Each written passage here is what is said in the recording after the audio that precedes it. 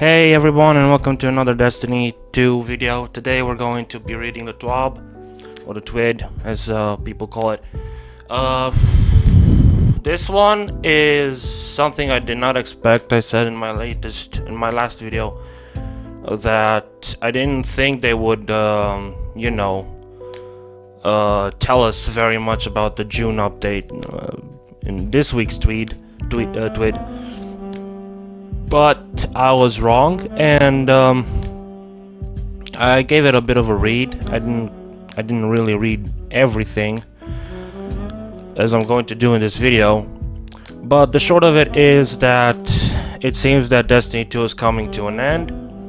SRL is returning. A lot of content is being updated to Edge of Fate standards, including old patrol zones, weapons and armor. And yeah, there's also something about DLC packs being permanently reduced and some story beats that might return. Does that mean what I think it is? I don't know. There's a possibility that it does. I hope it does. But yeah, this is good news. This is actual good news. So every end is a new beginning. For almost 12 years we've had the joy and honor to explore Destiny universe with y'all. Through all the ups and downs, surprises and triumphs, building Destiny alongside our players has been a monumental privilege. Where our love to Destiny 2 has not changed, it has become clear that after the final shape we have reached the time for our shared worlds and Destiny to live beyond Destiny 2. So it doesn't spell it out completely, but I take it to mean that this is a indication that Destiny 3 might be happening. As our focus turns towards a new beginning for Bungie, we will begin work incubating our next games. To that end, on June 9th, 2026, we'll release the final live service content update for Destiny 2 to begin that new journey as a studio. So, there you have it. They literally spell it out for us.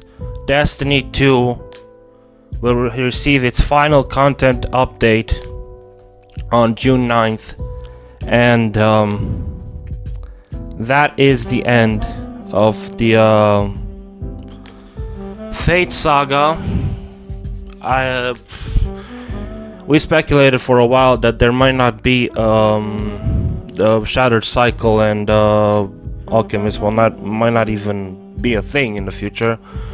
So we speculated about that, and it turns out we were right. There's not going to be a new DLC in terms of, significant story content like we would expect.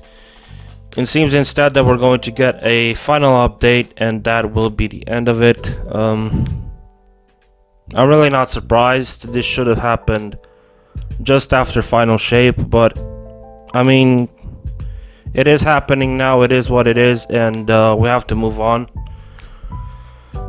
Though active development may be concluding, we will ensure that Destiny 2 remains playable just the original Destinies today. Many changes in its final update will aim to ensure Destiny 2 is a welcoming place for players to return to. We're proud of Destiny 2, the place it took us, and the legacy it has created. Because of y'all, our universe is vast, built on years of shared stories, blah blah blah. So, the update is called Monument of Triumph. That is fantastic image. I might actually see that. So, since the Destiny 2 launch, Guardians are turned back to darkness, defeated gods, shattered blades, banished nightmares, outplayed Salatun at chess, and forged legendary stories across the Sol system. We're inviting all Guardians to take part in a celebration of these accomplishments.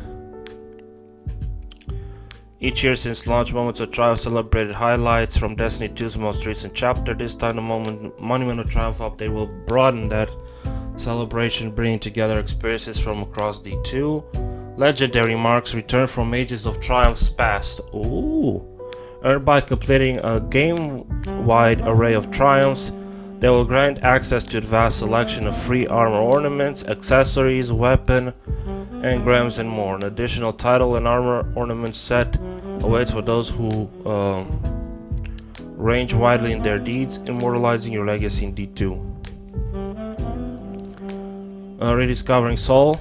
So this is about the what you call it, the director returning.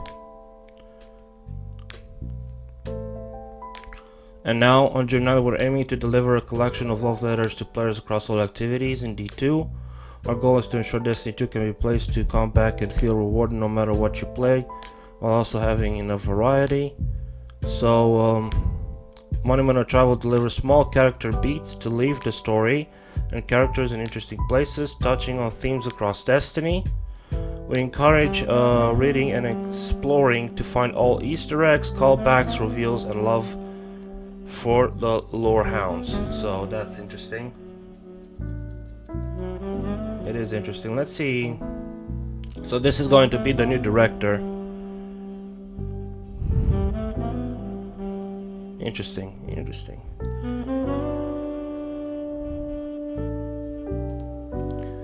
Pantheon's returning, and it looks like it's gonna be a little bit time gated. The first slate of bosses come on June 9th, then June 13th, then June 16th. The raid and dungeon loots are being updated. Destination weapons and armor have also been revised to bring them to modern standards with full tier parity, set bonuses, new perks, new ability and updates. The portal is being overhauled. It's basically being taken out. It's no longer going to have its own tab. Crucible playlist pretty much is in balance. We have 3 new game modes coming. So playlist arena, gunplay centric with some old school Bungie PvP vibes. Private matches, glass cannon, a throwback to Destiny 1 balancing. Okay. Private matches software. Third person abilities only. Ooh. They may have, but a little more wild. Interesting. Iron Banner returns every 4 weeks. Trials will appear on non-Iron Banner weekends. Both game modes feature tiered loot and new armor sets to earn. Heavy Metal returns with a 3rd vehicle type, the Cabal Walker, a brand new map, mixed vehicle combat, and vehicle selection. A full suite of competitive Crucible weapons will become tiered, and as mentioned, a unique armor set has been added to incentivize more competitive play. Okay. So all portals are still available to players. We take a deep pass on portals difficulty since to ensure players can approach the ops categories and have fun. We want to remove choice paralysis. Players should be able to sign in and find the fun quickly rather than being mired in stacking as many difficulty modifiers as possible to earn desirable rewards. I agree with that. When expanding our weapons offerings with portal activities, each experience, okay, will offer a different pool to earn.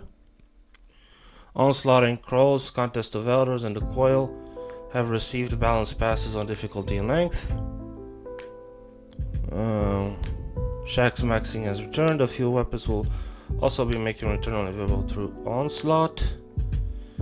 So, yeah, seasonal events are they're no longer gonna be a thing, of course. A collection of weapon rewards for Festival of the Lost, Dawning, Guarding Games, the Solstice can be earned through Angren Zone on Monument of Triumph vendor.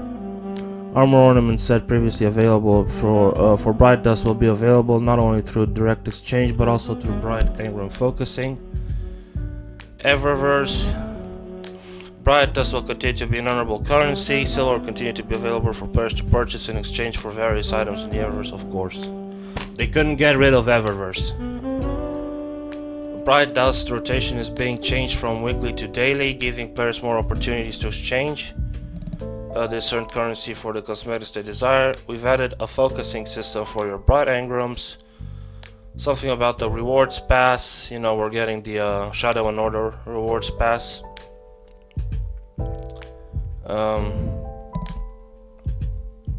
We have increased the number of cosmetics, rewards, blah, blah, blah, blah, blah. Okay. Armor ornaments, Destiny 2 the collection. So we're bundling all Destiny 2 content packs into a singular purchase, available on June 9th, including campaigns, dungeon keys, 30th anniversary packs, and more.